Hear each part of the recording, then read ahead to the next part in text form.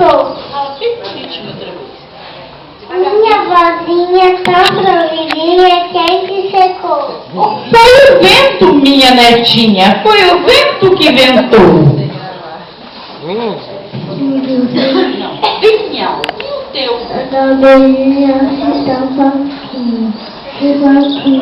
Agora fala bem alto. E o teu, A cabeça? abelhinha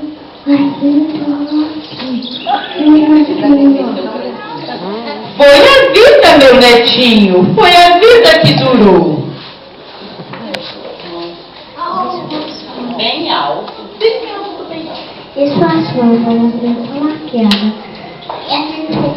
Fala bem alto agora. E suas mãos, vovozinha, estão maquiadas. Quem me enxugou? O trabalho, minha netinha. O trabalho que ocupou. Bem alto.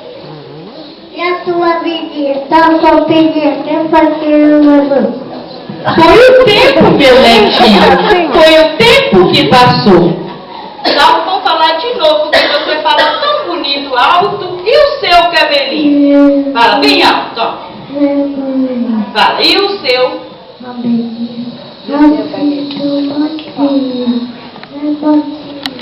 Ele falou, e o seu cabelinho? Assim, tão branquinho. Quem branqueou?